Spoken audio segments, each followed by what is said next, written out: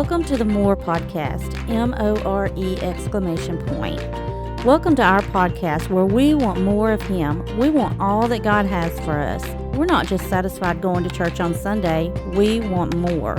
We don't claim to be biblical scholars. We're just two best friends inviting you on our journey as we share stories of how God moves in our everyday lives, the lives of others, and the lives of those in the Bible. We're excited you're here.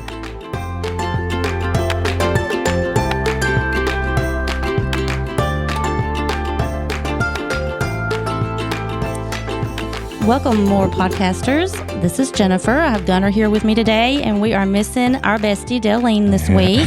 So we are going to interview Travis Stevens today. Thank you, Travis, for being here with us. Thank you for asking me. Yes, it's going to be fun. Travis is a family friend, attends Strong Tower Church, been in ministry most of your life, if not... Over half now. Over half now? Okay. So anyway, we've got some good interview questions for you today. Some of them are the standards that we've been asking all of our pastors and those in ministry, and some of them are going to make you think just a little bit before you answer them, tug at your heartstrings a little bit maybe. We'll see. We'll see how it goes. But anyway, we just want to say thank you for joining us today. We are so excited that you're here with us. And Gunnar, how can they share it? Well, please share, first of all, like and share this on YouTube. What else do we have for them? Yeah, we're on YouTube. We're on Instagram at more.pod. We got our email if you want to contact us, morepodcast115@gmail.com. What else do we got? I think that's about it, isn't it? Yeah, it seems like it. Spotify, right. Everywhere you're already listening, you know. I'm Facebook age, so I push We have a Facebook group, yes. Gunnar's Instagram. I don't really touch the Facebook group unless I get a notification. But that's my main demographic. Yeah. Yep. Okay, we're going to jump right in here. Gunnar, you want to start us off? Yeah, let's start it off. Travis, welcome to the More Podcast. Thank you. It's about to get real. It's going to be, whenever Dolene's not here, it seems like they go a lot faster. Yeah, they go a little bit faster. She's very good at filling the gap. So I'm going to miss her today because I'm usually pretty quiet on this thing. So not today. Not today, I guess Gunnar. I might have to. You got to fill her shoes today. Yeah, Step that's it your up. job today. All right. We're starting off. We cannot fill her shoes. We know this. No, we can't. We should have just FaceTimed her in and just put a mic in front of her. We should have. All right. So we're going to start off. We want to know your history as a Christian and if you grew up in a Christian home. Yeah, good question. So, no. Well, yes and no. So I think this is kind of common probably with the community that we live in, especially 45 years ago now when I was growing up. So we would have considered ourselves a Christian home, but we weren't people that went to church. Yeah. And so that was sort of, I think that was my understanding. I think that was a lot of the community back then was even though I didn't have any kind of relationship with God or anything, it was like, it was just sort of assumed that, hey, you live in this community, you grew up here, you're a Christian. And so I spent, I never did go to church. I went to church like a handful of times through my student phase. And then it wasn't until I kind of had this feeling and thought like, if you're a good moral person, you're going to get to heaven. I kind of had that whole philosophy and stuff. And it just seemed like to make sense to me. And then it wasn't until I was 20 years old and I went through a breakup, which is probably common for some guys. I went through a breakup. I called a friend of mine and I said, look, I'm devastated. I'm heartbroken.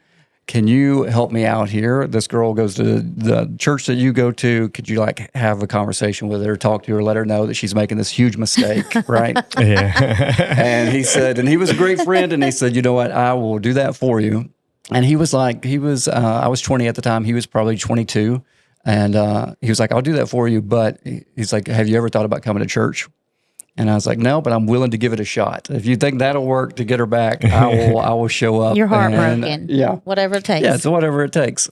And so I showed up. It was a Sunday night. It was like a back to school kind of revival thing that they were doing. And so I was already too old for that, but I heard the gospel preached. And it clicked for me and it broke me. And I remember sitting in the back of the church and just like holding on to the pews as tight as I could, and afraid to go to the altar because I was like, I don't even know what the altar is, or like why you would go up there. I don't know anybody here hardly, and so just praying in my mind of like, God, I am broken, and I need you, and my life completely turned upside down from there. And so at like 20 years old, this light switch kind of like flipped, and I did kind of a complete 180 where never grew up in church. And then all of a sudden it's like I want to be in church every time the door is open. And so that's what I did for those several years. It was like, I'm going to be at church on Sunday morning, Sunday night. They had Tuesday night prayer meeting. They had Wednesday night youth group. Again, I'm 20 years old. I'm too old for that, but I'm still coming. And they let me join. And so that was great. And then it just kind of, everything sprang from there. Yeah. Well, it seems like it's always a girl that gets all these guys into church. Yeah. It's a great evangelism tool. Yeah, it is. We hear that a lot. Yeah, I'm assuming didn't end up being your wife. No. It's like Garth Brooks, thank God for unanswered prayers. Yeah. So no, it didn't work out. And it came to a spot where, later on in my 20s, and I don't know if this is for everybody. I know culture's changed a ton, but for me back in that time, it was like, once I got out of high school and I was going to college and stuff, it was like, all right, the next step in my life is finding the wife, right? And like, I'm going to be lost until I find that, and until I got that. And then it wasn't to the point where like I started in my relationship with God where I was like, okay, even if that person never comes along, I'm good because I have a relationship with you.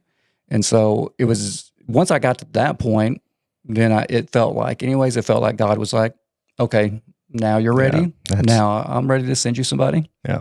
That's when So tell us that story. How did that work out with you and Sam? Yeah, and so luckily, so I had graduated college, and I think I was like 22, 23, I think, when we first met. And we actually met here in town at a church league volleyball, out of all things, right? And so church league volleyball, she's on a different team than I'm on. Did she beat you? Yeah, she did beat me. You know this story? Like, you know this story? I don't think I've heard this story. Her team did beat my team. I'm assuming because she wants to win. She is a winner. Yeah, she's real competitive. Yes. I was really competitive back then. And I was really kind of hateful about it because their team won because they didn't put in all their players for the championship game. They set some people on the bench and let them sit out. So they had the best players and they ended up beating our team. But I sort of let that go. And, I'm still a little bit bitter about that. I wish we won't I still put that lying church on blast. Yeah, I wish I had that trophy, but they stole it from me. You won the prize, though. I won the prize, and so I met my wife at church league volleyball. I ended up proposing on the it's one of those basketball courts. It's also a volleyball court. I ended up proposing on the volleyball court. That's where we had our proposal at. I'm heartless romantic, I guess. And so we've been together now. I think it's 19 years this December. Wow. And you got kids, right? Yeah, I got two little girls. Little girls, I shouldn't say that anymore. They're big. I got a 12-year-old and a 15-year-old. They get meaner all the time, and I think it's the thing with teenage girls. They're just mean all the time. They're hateful, and they don't like me. I don't think they think I'm lame, and because I say things like 6'7", right? Gosh, I hope Arbor's not listening to this right now. And so I try to relate to them, and they just think Dad's lame. And but yeah, raising two teenage daughters, or trying to. I don't know. They may be raising me. I saw you preach maybe it might have been the first time I've seen you preach. I'm not really sure, but it's when I went to Strong Tower with Sissy a couple of weeks ago, and you don't have to tell this, but the story that you told about the kids like pooping. Oh my goodness, that stuck with me. Travis always has good stories. It's a good story. Yeah, I told a story about like how nobody ever asked you to like actually take care of something or steward something that you actually want to take care of. And so I talked about, watching people's kids. And so we were watching my wife. I don't do this. My face says no. When you look at me, it's like, no, I don't want to do that. I don't want to watch your kids. But my wife is complete opposite of me. And so for everybody else anyway, she'll say yes to.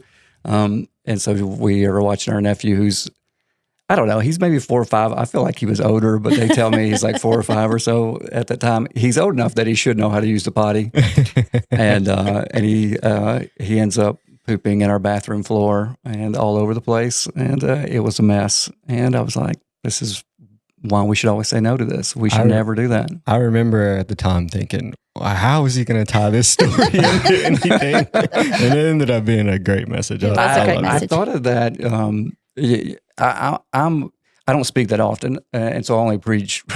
That's the first time I preach in like 3 years, and so, but I always am somebody who likes to have like a lot of time. Like I can't imagine preaching week to week, and how stressful that would be. And so I'm like, hey, if you guys want me to preach, like let me know like 3 months in advance so I can kind of prep and prepare and think about things. And I had a completely different intro for that kind of sermon and message. And the day before, on Saturday before, I was like, I had that story. I think I'm going to throw that as my intro, and I think I can make that work. Great. It worked. It worked great. That was pretty awesome. Yeah, I think I have this. It's not always the case, but it's a lot of times the case. I'm like, all right, if I can mix in humor and get people to laugh and try to connect that way, and then towards the end, I'm going to somehow pull on their heartstrings and get emotion out of them, make them cry, because I'm going to cry. It's just inevitable. I'll cry. I think that ties together for a good message. Yeah, I think it works really well. Do you know what date that was? I went back to try to find it on YouTube, and I wasn't sure what date that was. That was a great idea. No, I don't. It's 6 weeks ago? It was the end of July 30th, maybe. Yeah, I think it was the last Sunday in July. Okay. The first technical, like traveling one that we went to. Yeah, we do road trips now. Yeah, we're fancy. I think we had stage after I'm that. honored. Yeah. That was fun. So who had the greatest impact on your ministry? Yeah, I think it's 2 different people. And for one, I started going to Oak Grove General Baptist Church in Adolphus, Kentucky, probably when I was like, 23 or so. And it was in that moment where I actually had a pastor who would just invite me to do ministry and and give me opportunities that I didn't deserve, I had no business doing. And they were just like, hey, you want to do this? You want to lead the adult Sunday school class next week? So-and-so is going to be out. Or you want to do the devotion before Sunday school, or you want to help in VBS and lead stuff. And I'd never been in that environment before. I'd attended a church previously to that where that was not the case. Like it wasn't like the case where you just ask people to serve. And so it was Pastor Roy Shockley, and he would they would just give me all these opportunities. And it was like, I don't know what to do. I'm ill prepared to teach you anything about the Bible. I'm new to all of this. But they would let me do it. And I was like, man, this is really cool that I get to do ministry and I get to be a part of the church and everything that goes along with it. And then going to Strong Tower Church, I ended up at Strong Tower Church. My wife was there from the very beginning. And once we got married, about 10 months into the church being planted, I jumped on board and meeting with David Mitchell. And I figured out like, under Pastor Roy Shockley, he like showed me, hey, like you can do ministry. I'm going to give you these opportunities. Under David Mitchell, he was the person who's like saw something in me, and he was like, hey, you're like gifted in this creative way and stuff, and I want you to read this book called The Creative Leader, and that's kind of like how all this relationship started.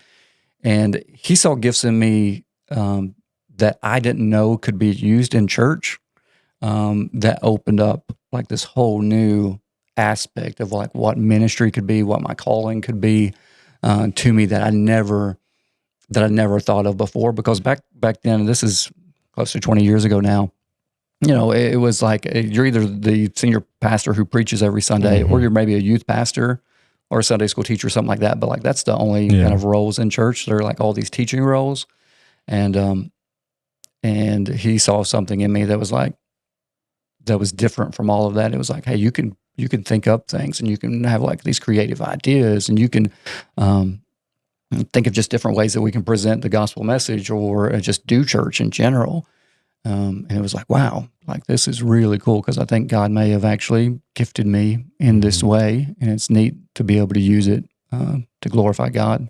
So yeah, it was really cool. Did you start going to Strong Tower like right when they kind of opened up? Like how long after? Yeah, so 10 months in. So I think they started in February of 2006. I think that's right. February 2006. They're about to celebrate 20 years. And I started in December 2006. Mm-hmm. And so, 10 months in, I started out saying, I was like, again, I didn't know things. And like, I didn't know what you could do in ministry. And it was like, all right, they already have people doing this. And I was like, I'm going to be the missions person. And so for the first year, I was like the missions director. I don't know why I volunteered for that. It was just open. I wasn't very good at it. I think we lost money. Actually, somehow, I know we had a Valentine's dinner, like a spaghetti dinner to raise money, and like nobody showed up. We spent too much money. So it was a failure. And so after the first year, I gave that up, set that aside. And I think that was when he was like, hey, you want to start meeting with me on Sunday nights and talking about messages and sermon series, and which was all new back then. Like nobody was doing that, at least nobody around here, like nobody we knew of. And it was like, yeah, this probably makes a lot more sense for me to do this. So tell us about the role that you have now with the General Baptist Association. Yeah, so I was on staff with Strong Tower Church for somewhere over 10 years as sort of administrative pastor, then executive pastor, kind of overseeing kind of the behind the scenes stuff for Strong Tower. Youth pastor. I was youth pastor for a season. You were a great youth pastor. Well, thank you. The students didn't think that. Oh, they did. No one came when I was the youth pastor. I don't think the youth ministry grew any. But when I gave it up, it like tripled or quadrupled. Well, you had already put in all the prayers. We know that. We know that. And so, I figured out along the way a lot of things that I'm not gifted at. And youth ministry was probably one of those. I thought you did great. Yeah, my kids enjoyed it. Yeah, I like your kids. I don't like all of them, but I like yours. And so I've done that for a while. And like I always had this, I thought it was so cool what God was doing at Strong Tower Church in this little small town and stuff. And I was like, man, I think God could do this in other small towns. And so I was trying to use Facebook and different things to like try to kind of build platforms and build kind of like this kind of things of doing like saying, hey, small town, big church, or like here's how you can do ministry in rural settings and stuff. And so I was kind of doing that on the side, doing a little bit of coaching and just on your own. Just on my own. Yeah. And membership type stuff and these things. And after maybe doing that for a few years, the denomination that Strong Tower Church is a part of, the General Baptist denomination, they had a position open up. They'd kind of forgot what the word of, they redone on kind of how their leadership and how their personnel and everything was set up. And so they opened up this position for church revitalization. It was like a flex time, part-time position. And so I was like, man, I have a passion for that. Yeah. Like I want to apply for that. And so that's what I did. And somehow they gave me the job. And so I did that part-time for like a year. And then after a year, they said, hey, we think this is a bigger need than just like a part-time gig. Do you want to do this full-time? Mm-hmm. And so I said, I think I can do that full-time. And so I've transitioned to being full-time with General Baptist. And then now I'm part-time at Strong Tower Church, still overseeing a few things for them, but mostly trying to help churches. And so like my technical title is Vice President for Church Health. Mm-hmm. And so the General Baptists have about 600 churches nationwide, mostly Midwest and the South and stuff. Do you travel to a lot of these churches? Yeah, I travel quite a bit. So I try to visit like 20 to 25 churches on Sundays a year. Do they know who you are when you go? I try not to tell them because I want them... I don't want them to know me because I don't want them to treat me any differently. Like I want to see what it's like for just like a stranger to come into these places. Sometimes they do recognize me though because of Facebook or something like that. They know who I am. But a lot of times they don't. But most of the churches that within the denomination, the vast majority of churches are very small churches. Mm-hmm. Most of them are less than 75 people. And so, and most of them don't have a lot of visitors. Yeah. And so when I show up, I kind of stick out. And so I try to go in kind of under the radar, but normally they figure out like, who is this person? And are they welcoming to you, or are they like, do they have their guard up like, okay, I'm being graded here? Most of the, they don't know, even if they figure out like I'm, they don't kind of know my role. They don't know that I'm going in and like assessing them. And like, I don't really assess or evaluate or give them any kind of feedback unless they ask for it. Most of them don't ask. And so that's fine. And so most of them are pretty nice for the most part. So do you go back and report to somebody, or how does... To the church? Okay.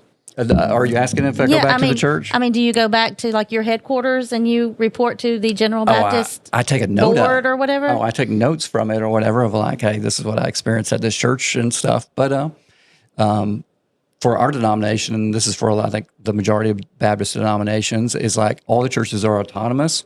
Means that they completely they're led all on their own. We have no authority to do anything with them or to make them do anything or even to make them listen to us. You're just there if they need you. I am just there as a resource if they want it. Right. And do you let them know like after the fact, like, hey, I'm here doing this. Like, do you want any help or you just normally sit back and just if they need it, they'll ask. Normally, I just tell them like who I am. Yeah.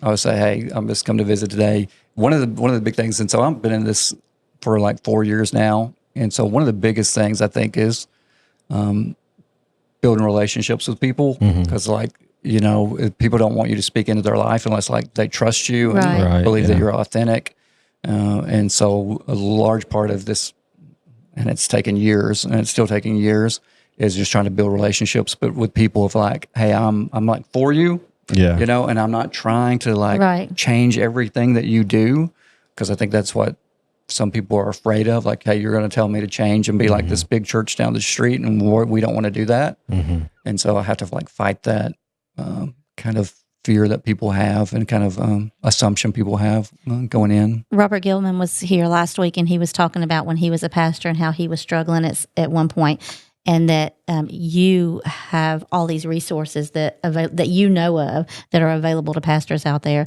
and that had he known that he would have grabbed those. Of course, he knows you and knows your character, so he would be welcoming to that. Yeah. But I do think that's great that it's out there if they want it. Yeah, so a huge part of my job is basically building resources to help churches become healthier and to assess church health. That's one of the big things that I'm working on right now.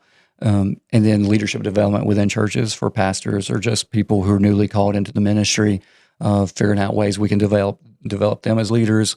And then we provide also different kind of ongoing resources, networking opportunities for them. We just recently, we offer now free professional licensed counseling for pastors and for their families. And so there's some things that we do to be like, hey, one of the things we talk about in our mission statement and stuff is like, hey, we are for the church. We're for the local church.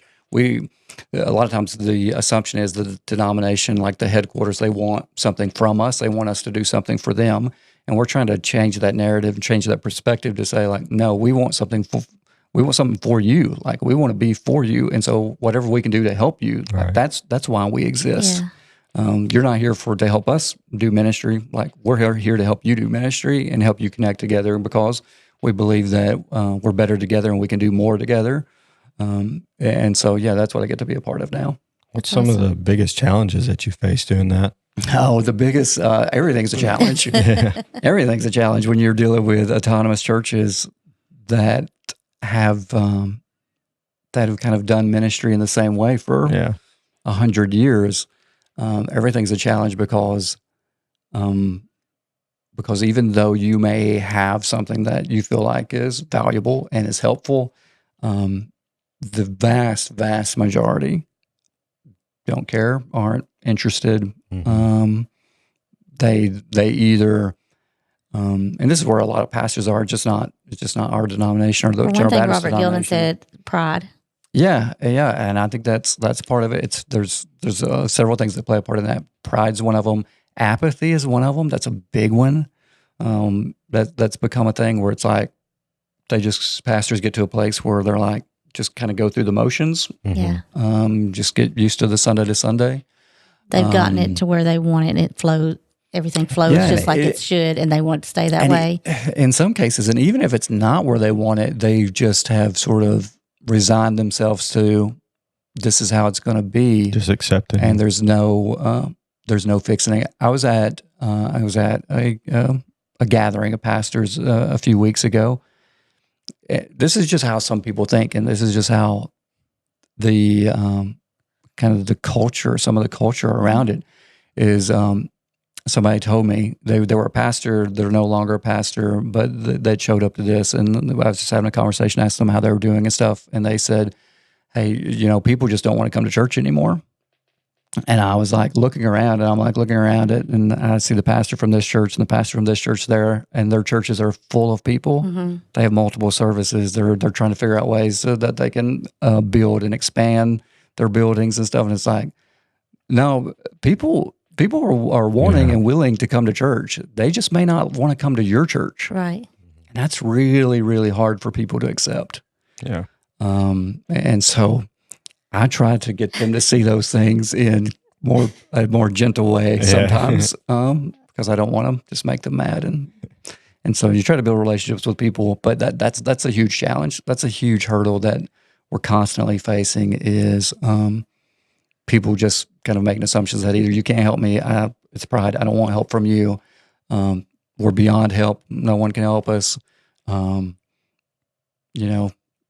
going to pray and let it fall where it may, and, we're not willing to actually take any action or do anything different.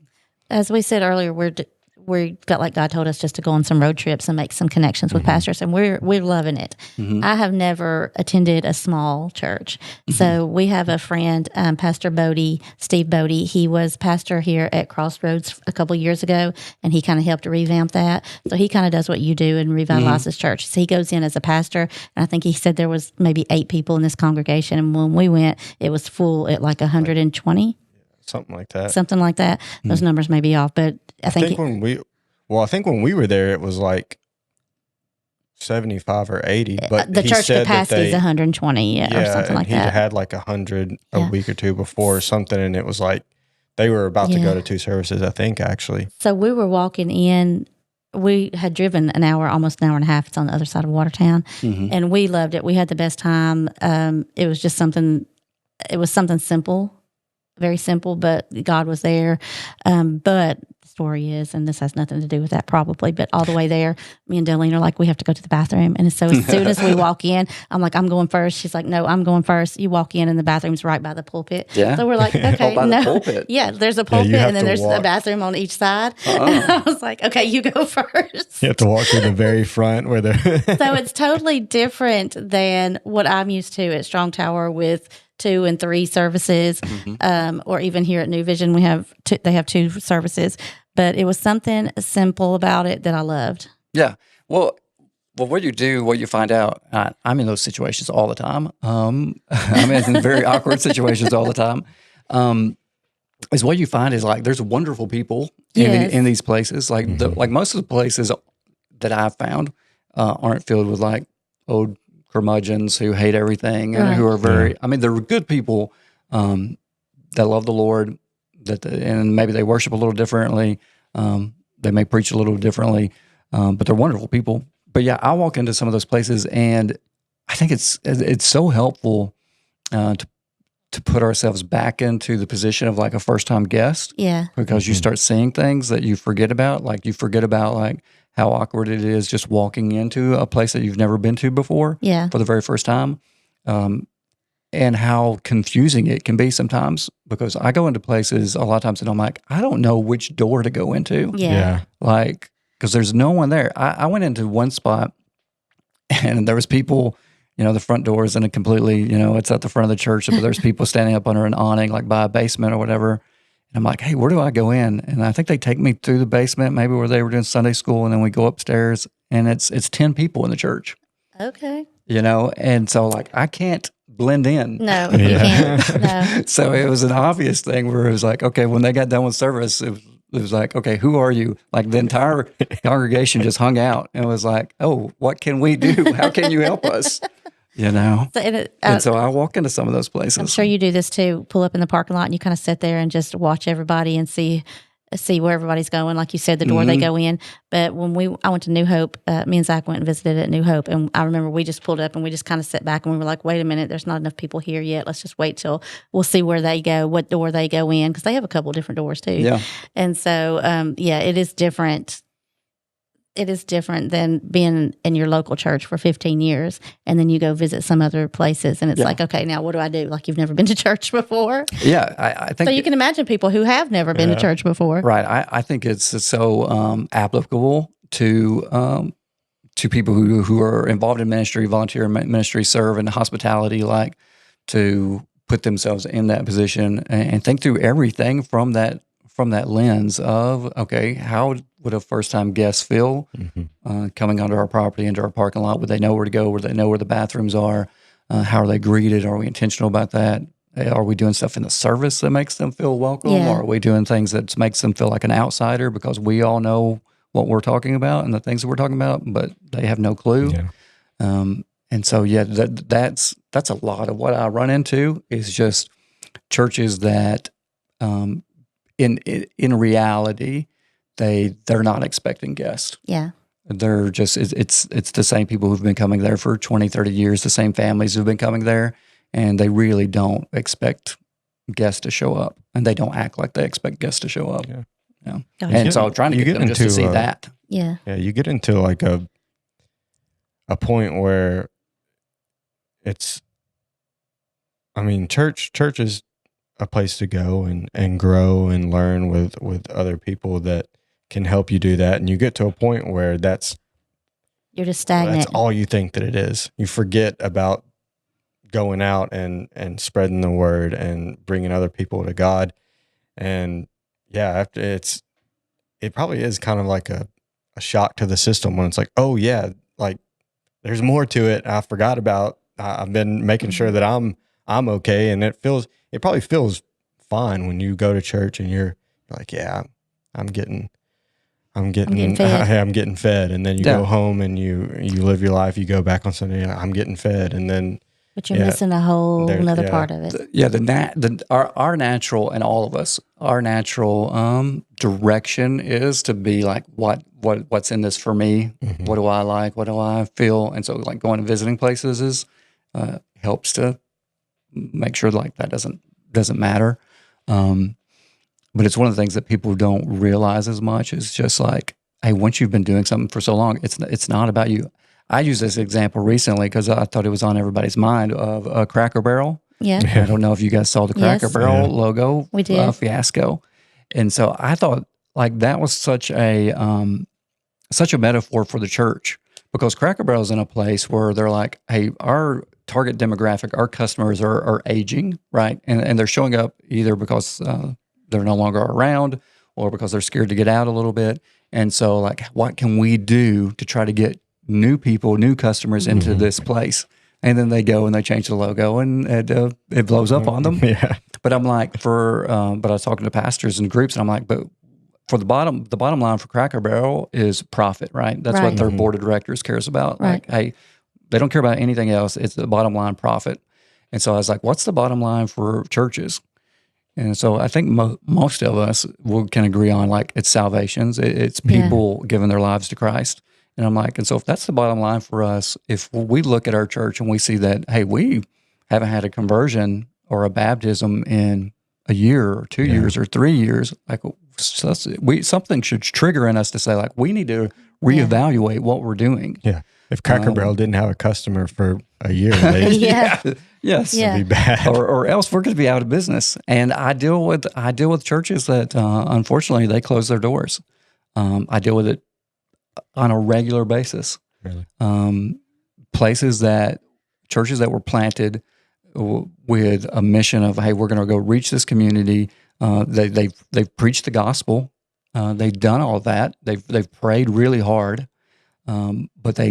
But when decline started happening, they never did change anything until they ended up to a spot where either nobody was coming anymore or they didn't have the money to keep the doors open. And they've literally closed, went bankrupt, We had one close, and it was bought by like a karate studio or something in a town that needed a good church. Yeah. And they were just weren't willing to make the changes. Yeah. It's crazy. Yeah, it's sad to see, but Yeah. it's And so that's what I deal with a lot more to it than just feeding yourself. Yeah. What about, we went through all the challenges and stuff, so what about the rewarding things about it? Yeah. So my job is a lot of challenges. Yeah, It's yeah. a lot of like, I don't think I'm making any difference whatsoever. I spend a lot of time thinking about like, I don't know if this matters. Just be quite honest with you. But there's like on occasion, and I just had one of these moments last week. We were doing a leadership assessment. And so we do these a couple of times a year where we invite either pastors or people who are newly called into ministry, or it could be people who've done ministry for years. We say, hey, come and let us just assess you personally on your leadership style, your personality, all that type of stuff, how you work well with others. And so so it allows us. So some people actually sign up for that, which is a bold move for a lot of them. Mm-hmm. And I got to meet last week like some really incredible people that I was like, wow, I did not know you were out there. I did not know you existed. No. Yeah. And you're doing really cool ministry, or maybe you're not doing really cool ministry yet, but man, there's a ton of potential in you where I think you're going to do really cool ministry. And so there was a guy there last week who he had some kind of crazy job where he had been on a boat and he had been all over the world, like literally all over the world. And he was as country as you could get. I'm like he's, your type country, redneck. I mean, that is this guy. And yet he had been all over the world, doing some kind of like, they were doing some sort of scan of the ocean, like the bottoms of the oceans. He's working with this organization. It's crazy. You'd never expect it from this guy. And so he had been to down the coast of Chile. He had been to New Zealand. He had been into like this crazy winter storm in Norway where he didn't know if he was going to survive or not. And I was like, gosh. That's and crazy. what are you doing here? And he's like, yeah, I'm trying to be this pastor of this rural church in Missouri that had 8 people coming to it. And I've been there for, I think he was called a year and a half ago or something. I think he's in his 30s. And now they're up to about 30 people coming. And they're going to vote on him in 2 weeks to see if they want him to be the pastor or not. And I was like, this guy has this incredible background. He has an awesome personality. And I was like, I did not know you existed. This is the first time I'd ever met you or heard about you. And it was like, you give me hope for the future. Like, man, I hope there's a lot more of you out there. Where did you have like everybody come to? Was this like in Nashville or? So our denominational headquarters is in a place called Poplar Bluff, Missouri. Oh, okay. It's in the Boot Hill, Missouri. It's about 4.5 hours from here. Gotcha. All right. right. If you ever want to come, let me know. We'll get you signed up. Missouri. It would be really cool. Yeah. Hey, just as soon as you said that, I was like, who would sign up for that? But it's we had a guy. This is another story. We had a guy. You're going to love this because this is the type of story you love. We had a guy who is in. He is in one of these. He's involved in one of these places that is generally very. They don't like headquarters, right? And so for him to be like even interested is crazy in itself. And he said, you know what? I was sitting in my office and I was praying, and I was like, God, we need more young leaders to step up. And would you just show me like, and bring those in? Who would that be? And he said, and just a couple minutes after I prayed this prayer, my nephew walked through the door and he said, hey, would you like to go with me to this leadership assessment? And his nephew was like, yeah, I think God's been like dealing with me and wanting me to do something. And both of them showed up and they were great. And it was super cool. Like, it's this uncle and nephew. The nephew's 31. The uncle's probably in his 50s. And we have them give testimonies and do devotionals in front of us. And then we assess them and all this stuff. And the nephew's doing his testimony. He's talking about these times that God's spoken to him. And he didn't follow through. Like, God told him to go speak to somebody. He didn't. And he's this big, burly kid, 31-year-old giant of a man, big, burly dude. And he's bawling, crying. Oh. Because he didn't listen to God. And then his uncle, you look over and his uncle's sitting at a table and his uncle's bawling because he's like so proud of him and stuff. And so it's those moments where like, maybe I did love that story. I do something. Can I go with you? It was so cool. I was like, this is a Jennifer Sloan type story. It is. You're I right. don't get very many of these. You're exactly right. It is. And so I imagine that when you help these people or give them things to do, that it's not something that's hugely out of the box. No, no. For most people, it's very, very small things, and a lot of the times, like I said, like I don't get to speak into a lot of it, but sometimes it's just like, hey, you should probably put somebody at the door so that people know which door that they're supposed to go into, or you should add signage to like outside to let people know where to go. You should take down the signs that are like, do not do this or whatever. Maybe you should be, and this is a controversial one, maybe you should be a little bit more open to letting people take coffee into the sanctuary. Let me ask you this. Do you ever tell anybody that they need to be wearing more skinny jeans? I think skinny jeans are on the way out. Skinny jeans and deep V-necks. Yep, Here I've filled my closet with skinny jeans, and now they're out of style.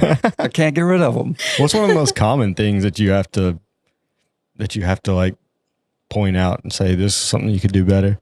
I'll tell you a big one, and Jennifer would know this about me. Like I'm like finances is kind of my background and stuff, and so I go into a lot of churches, and I'm like, you barely even talk about the offering, or you don't do any setup of the offering at all. It's just like, hey, we're gonna pray over our offering, we're gonna pass plates, and again, this is a thing. It's like, hey, if this is a new person to church, they have no clue what you're doing here. I went to a church who never took up an offering nor said anything about it the entire service. And I went to the pastor later, and I was afterwards, and this was one of those chances I was like, hey, nothing. I was just curious, like, why did you not say anything about, taking up an offering or whatever? And he's like, oh, we have offering boxes in the back. Our people, they're really mature, and so they just know to give and stuff. They're really good givers. And I was like, okay, and I just left it at that. But I'm like, what about new people who are coming into your church? Yeah. Like, what about people who don't know that part of our worship is that we're generous with everything, including our, treasure? What about those people? And it goes back to, well, they're not expecting those people to show up. They don't act like those people are in the congregation. And so that's one of the most common things is just how kind of how they don't really talk about simple the offering, things are like overlooked. simple things like that they just take for granted because they've always done it. Yeah. But yeah, there's some different things like that, but that's the biggest. Okay. All right, last question. The book. Do you have a book you can recommend? Favorite book? I'll give you a couple, or maybe I'll give you three. Sounds good.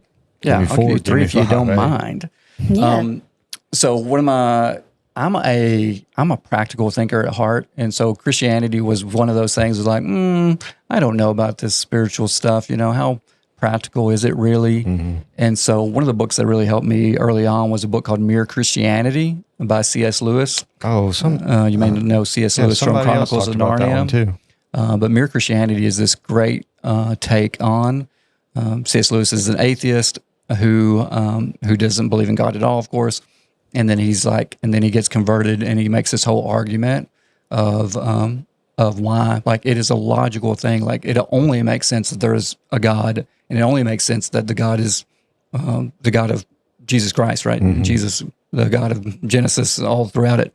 And so he makes this great argument, and I was like, man, that makes a whole lot of sense to me. So that was early on in my ministry. That was a great book. I'll give you 4. If I love somebody asking me this, keep going. We love it. Yeah. If you're a young man, you need to read the book Wild at Heart by John Eldredge. Wild at Heart is like one of the best. If you're a teenager, a 20-year-old, anywhere in those areas, Wild at Heart is one of the best books that you can read by far, talking about what it means to be a man of God and the things that you're striving for and want. And it's really, really fantastic. One of the best ministry books, if you're a church leader, pastor, one of the best ministry books is Canoeing the Mountains. It's a book talking about how to do ministry in a changing culture. It talks through not C.S. Lewis, but the Lewis and Clark expedition and how they thought, hey, we're going to canoe all the way to the Pacific Ocean. And then they got to the Rocky Mountains and were like, this is not going to work. And they had to figure out they had to pack those canoes over the mountains. And so in ministry, a lot of us, we feel like, man, this culture has changed. I don't even recognize it anymore. How do I do it? And so that book really helps you figure that out. Are you getting these, think Gunnar? through that. Yeah, I'll give them all to you afterwards also. And then my favorite book by far that I've read recently is not a ministry book, but it's a book called Unreasonable Hospitality by Will Guidero. If you guys have not read that, you should read it. It is at the heart. It hits me in a way that few books ever have. I don't know, but he's a guy who basically did like the back end work at a 5-star restaurant in New York City, and it talked about going above and beyond to meet people's and exceed people's expectations. So it talks about all the reasons to do that, and so it gave the examples of the ways that they were doing that. And I was like, man, if our churches could get just a little piece of this, man, it would really, really help. And so I love that book. It's probably the best one I've read in the last couple of years. I know at one time you had set out in January that you were going to read so many books a year. Do you still do that? No. The social media culture has really gotten me. And so I don't read near as much as I used to. I watch a lot of YouTube, a lot of Instagram, much more than I need to. Currently, I'm going back to school to get my master's, and I'm having to read again. And I'm going to go back to class again. Master's in theology and biblical studies. Awesome. And so I'm in a class right now about theology and the books in it. Like, I'm almost having to read like a book a week, and the books are so hard, and my attention span is so small. You have to write papers on all these? Yes, every week I'm writing papers on them, and it's terrible. It's terrible. Yeah, that sounds rough. So looking back over your years in ministry, what would you say was the most fun thing that you've done in ministry? The most fun thing by far, and I almost feel guilty for saying this because I grow up I'm in a world now, in a culture now where I talk to a lot of smaller church pastors. I say smaller; it's really it's the normal average size church in America is way under 100, and so I hesitate to say stuff, about like Strong Tower and what happened there and stuff because people were like, it turns them off or whatever. Yeah. But I mean, the funnest times was those early days of Strong Tower Church when we were just trying things and they were working. And it was like, how is this happening? It was like, I did not expect that to work. And just people kept coming, and you had to keep figuring out ways how we could fit more people in and everything that come along with that. And hanging out with the staff and the guys and gals that I got to hang out with and got to work with. Those were great. It was those great. Guys are nuts. Yeah. Very few people, I think, get to do a job that they love. Yeah. And then few people get to do a job with people that they love. Mm-hmm. And I've been blessed for a long time now to be able to do both of those things. And man, it's an incredible blessing to be able to do that. Yeah. I can imagine every day just laughing with you guys. Yeah. Hilarious. Yeah. It's lizards and snakes. And yeah, it's one of the biggest things that I miss now because I generally work from home now the majority of the time. And I'm like, I always work by myself and just me and the dog there. And he just annoys me. And so, and I probably annoy him, but it's not near as fun. Okay. So looking back through the years, now when you left, you're still at Strong Tower, but when you went from full-time to part-time into where you are now, was that transition difficult for you? Were you like, okay, God, where are you taking me? Or did it just happen really fast where it was just like, bam, and you didn't have time to think about it? It was really, really difficult. It's probably the most difficult year in my ministry life for sure. I don't want to get into all the details of it or whatever, but yeah, it was really, really difficult. It was a hard transition to go from something that you love with people that you love to like, yeah, but I think God may be calling me into this step, and just the transition there was awkward and it was hard, and yeah. It's no secret to our listeners that God's got me going through transition year. I hope it's just a year. We'll see. I hope it's maybe not even a year, but it's hard. It's like time to rest. He's like, just rest. But at the same time, it's like, okay, God, I want to get in there. I want to get in there.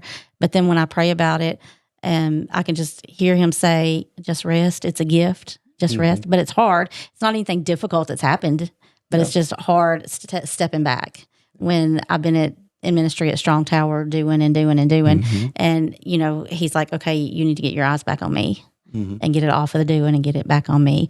And so that's what I've been trying to do. But I'm having a hard time staying disciplined. And I know that you are a very disciplined person, or usually. Yeah. So what suggestions would you have to help somebody like me who's not disciplined and kind of struggling with that? Oh, me. I try to write out a plan. And so discipline in like my budget and stuff like that is have it all written out, and you're going by it, and so that you like know those details and you know what you're spending and stuff like that. And so part of discipline is like just having a written down plan and then kind of sticking to that plan. I think that's one of the biggest things. I wish there was some sort of magic pill for discipline. And I think some people it comes a little naturally to, or more naturally than to others. And then some people it's a real struggle for. I struggle with. I know I read something that talked about like for a lot of people, like discipline will make you tired. Like you don't realize it, but like having to stay on track if you're not that type of person, like you will get more tired more easily. And so then like giving yourself permission to take naps and those type of things. Right now, I think I just do this mentally because I have a lot of stuff going on. Like I just compartmentalize. Like, okay, I need to get this stuff done today. Like these are my priorities, so I'm going to do those first thing in the morning, and then the next priority is this, and so I'm going to do this after that. And so, most of that is just done in my mind of like of like I'm compartmentalizing that and like knowing what I got to get done. And if I get it done early, and then I'm going to give myself time to relax. I did that today. I got it done a little bit early, and I'm like, all right, I'm going to watch a TV show as a sort of like a reward for myself. But if I don't get, like I'll work until it gets done. And so sometimes that's, it may be 5, 6, 7 o'clock at night. It is exhausting when you're not disciplined. Like nobody's disciplined by nature, I don't believe, but I'm not disciplined and I struggle with that. So it wears you out, like you said, because it's like I'll have all these things, even something as simple as I'm going to drink so much water today, even something that simple. And then at the end of the day, after working a full 8 hours in customer service, then you're exhausted when you get home. And then when I get ready to go, I'll sit there, I'll do supper or whatever, but then I'll be sitting there, and by the time I'll look at my phone or watch TV, and then the afternoon's gone, the evening's gone, it's time to go to bed, and I'm like, okay, Jennifer, you haven't done one simple thing that you could have at least drank the water. That's simple. How simple is that? So God's really been talking to me about fasting, and so yesterday I did, and I fasted from social media also. And let me tell you, I felt so much peace last night. So I did my full 8 hours at work. We came here and did a little bit for the podcast, went home, and I just sat at my husband's desk, and I was just scheduling out some things for the podcast, scheduling out some things for the detention center for people to speak, and not on my phone at all. Then I did some Bible study, and then 9 o'clock I go sit down, watch 30 minutes show, and go to bed. And I thought, okay, that was so nice. That was so nice. And I didn't even feel as tired. So, put down social media is the first thing you've got to do in order to have discipline. You have to. There's no way around it. Yeah. And at this day and time with everything that's going on, it just keeps chaos stirred up in your mind. So there's no doubt that's the first thing that's got to be done. So I'm definitely going to be working on that as my number one thing, because I felt like it was such a productive day, and I still had peace at the end of the day. I think people have different personalities. For me, I get like, and they talk about it through social media too, like this, what do they call it? The, some kind of boost that you get from it or whatever. For me, I get that whenever I complete a task that was like on my to-do list for the day. Okay. And so like whenever I got to write this paper, like this 1-2 page paper or whatever, and I do that, like I get a little bit of like, something inside me is like, ooh, I got that done. I'm like, yippee, And so, but I don't know if that's for everybody. I think different personalities kind of process things differently. Yeah. So I know that your family loves to travel, and that you travel for your job a little bit. So how do you keep a balanced life? What do you do specifically? Is there anything, or do you just kind of roll with the punches and try to do the best you can? I think balance is not. With 2 kids and a dog and a wife and a job. I think it's not really attainable. And it may not even be something that we strive for me and for our family and stuff. It is, there are seasons, and that's a lot of seasons currently, where we are like running and we are super busy and we have a lot going on. These last like 8 weeks in my life is like, I have had so much stuff to do. But then there's going to come a season later on this year where I'll have several weeks where like I won't have near as much, and so like learning to like run hard during those busy seasons, and then giving yourself permission to rest. That's good. When life slows down, and so and sometimes if you're raising kids and they're in all these sports and all these things that we do, sometimes those seasons may last a very long time. Yeah. And so still trying to find little pockets, a weekend or a day, or even just an hour for a nap here and there that you can take and rest is really important. Okay.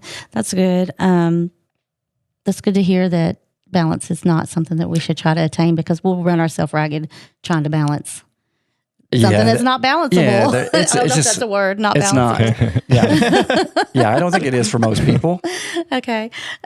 So, all right, looking back over your life, years and years and years and years into the future, what would you want your daughters to say if somebody asked them, what made my dad a great man? Yeah, I did a message several years ago that really talked about like the legacy that I would want my daughters to like, that I would want to leave my daughters. And to be honest with you, I'm like, I can't remember. I know it was 3 things, and I was like, I can't remember what those 3 things were now. I mean, ultimately, nothing else matters in my life other than, and I know I'm sure you feel the same way, other than my kids and their salvation and them being followers of Jesus. If they check those boxes and they have a lifetime of faithfulness, nothing else matters to me. And so I hope they see that. I hope I've been a good kind of role model for that, and I hope they see that within me. Hopefully they think I'm funny. That I tried to show them a good time and give them a lot of fun experiences and a lot of good memories. And so, but I think that's the biggest thing. You have beautiful girls. I love your girls. They're amazing.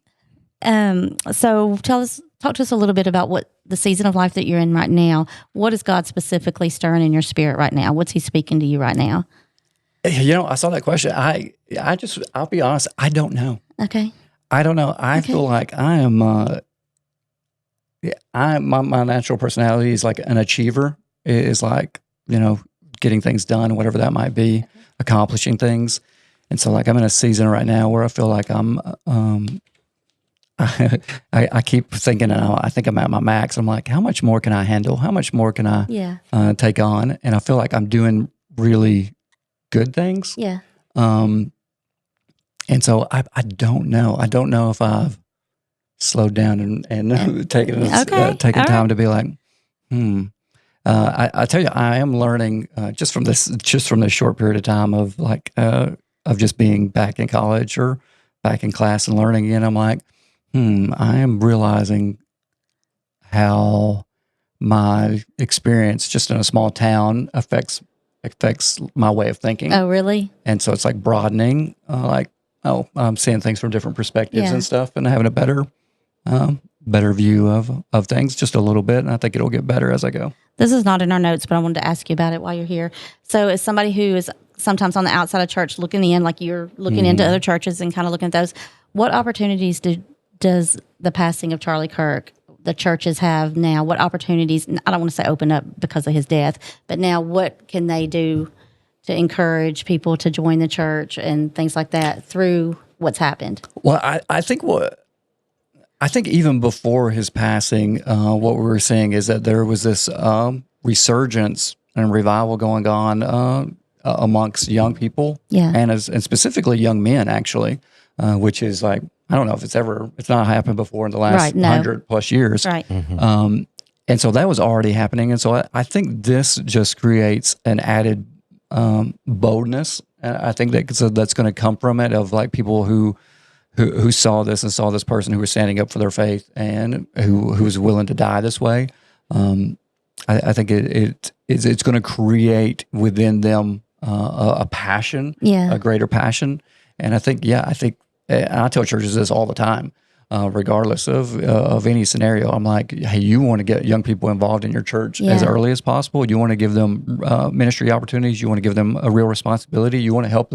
You want to give them opportunity to make decisions. Yeah. Within a church, which is generally people don't let them do that, because if we want this next generation to come to church and to love Jesus and to follow Jesus, like we got to hand off stuff to them. Right. And so I would say, hey, just all the more. Right now, people are going to be passionate. I think young people are going to be passionate to take things on. And so don't be afraid to hand things off.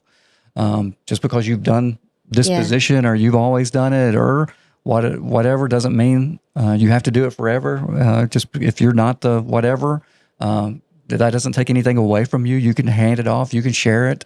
And really encourage you to do that. I saw, I'm still in the group text for Strong Tower for the Youth, and I saw this week that Pastor Sean had sent out a text to his leaders that said, we've got some young people who want to step into leadership roles. So for you to step aside and let them do your job, and then you stay there and help them if they need help. Mm-hmm. So I was like, yes, way to go. That's what we need to do.